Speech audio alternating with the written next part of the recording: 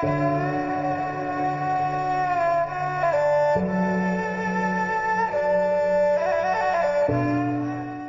នៃអាយុជីវិតបនជួយត្រូវត្រង់អាយុជីវិតនៅគង់វង្សពិតជាមានតម្លៃ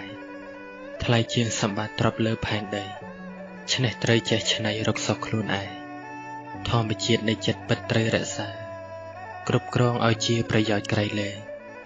តែអស់ឱកាសច្បាស់ទុកចំបែវងវែងបន្តក្នុងវដ្តសង្សារ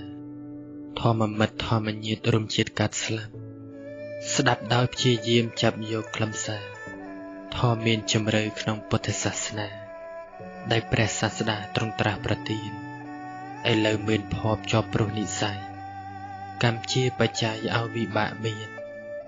បានជួបបណ្ឌិតលោកជួយទូមានបង្រៀនឲ្យដឹងនៅសច្ចធម៌ជីវិតមានតម្លៃកូនជាទីស្រឡាញ់កូនដឹងទេថា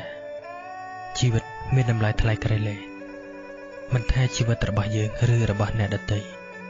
សុទ្ធតែមានតម្លៃទាំងអស់គឺមានតម្លៃទាំងដល់ខ្លួនឯងទាំងដល់អ្នកដទៃ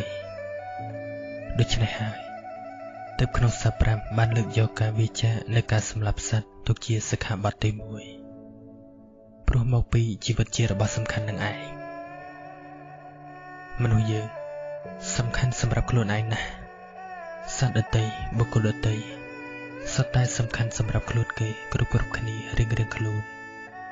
ដូច្នេះទើបមិនគួរសម្លាប់មិនគួរបៀតបៀនជីវិតគ្នាឡើយការបើកូនដឹងថាជីវិតកូនមានតម្លៃថ្លៃនិងសំខាន់សម្រាប់ខ្លួនកូនហើយកូនត្រូវរក្សានិងថ្នាក់ថ្នមជីវិតឲ្យល្អ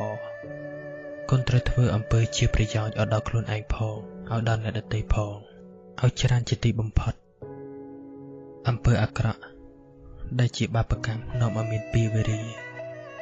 កូនកុំឲ្យជីវិតនេះទៅប្រឡាក់ប្រឡូកអសោះ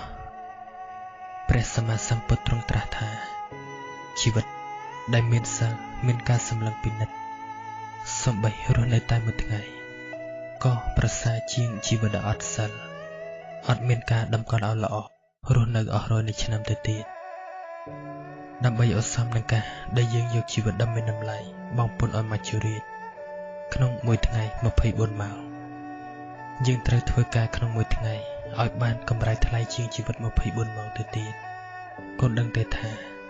ការបំពេញបុណ្យបារមីដើម្បីរួចចាកផុតទុក្ខគឺជាការងារដែលមានតម្លៃថ្លៃជាងជីវិតថ្ងៃណាស់ដូច្នេះកូនត្រូវប្រយ័ត្នកុំឲ្យខាតថ្លៃពន្ធអសោះក្នុងមួយថ្ងៃ